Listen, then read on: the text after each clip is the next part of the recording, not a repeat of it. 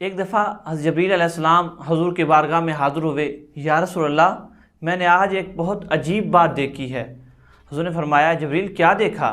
یا رسول اللہ جب آپ معراج پر تشریف لے کے گئے تھے تو ایک فرشتہ تھا جس فرشتے کو اللہ تعالیٰ نے 70,000 فرشتوں کا سردار بنایا ہوا تھا، 70,000 فرشتوں کا امام تھا، اور وہ جب جھولا جھولتا ادھر جاتا تو 70,000 فرشتوں کو سبق دیتا، اور جب اپنا جھولا جھولتے ہوئے ادھر جاتا پھر 70,000 فرشتوں کو سبق دیتا۔ اتنی اللہ نے اس فرشتے کو شان دی ہوئی تھی۔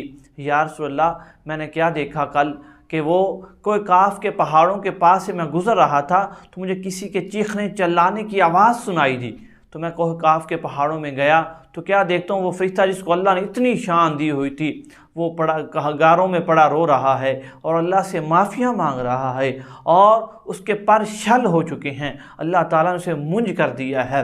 تو میں نے اس فرشتے سے پوچھا اے فرشتے، اللہ نے تمہیں بڑی شان دی ہوئی تھی، یہ تیرا کیسے یہ معاملہ ہو گیا؟ تیرے ساتھ یہ کیا ہوا؟ تیرے ساتھ کیسے ہوا؟ کیوں ہوا؟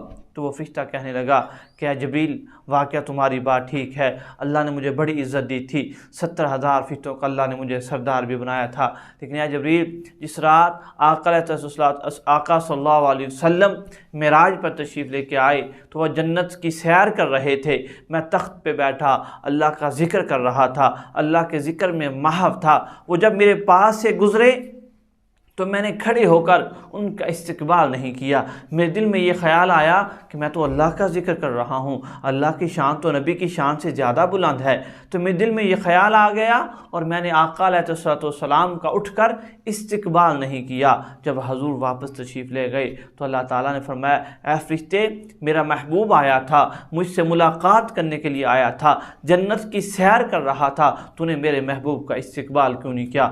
جاؤ تیری کوئی عبادت میری بارگاہ میں قابل قبول نہیں ہے۔ اور اللہ تعالیٰ نے مجھے اس دن سے کوئی کاف کے پہاڑوں میں پھینک دیا ہے، میں اس دن سے اللہ سے معافیاں مانگے جا رہا ہوں۔ اے جبریل تم دعا کر دو اللہ تعالیٰ میرے اس گناہ کو معاف فرما دے۔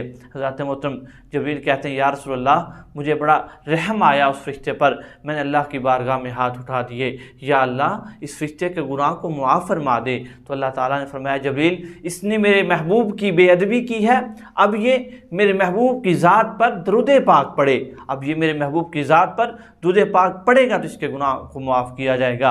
حضرت محترم جبریل کہتے ہیں یا رسول اللہ میں نے اس فرشتے کو کہا کہ تم رسول اللہ صلی اللہ علیہ وسلم کی ذات پر درود پاک پڑھنا شروع کر دو۔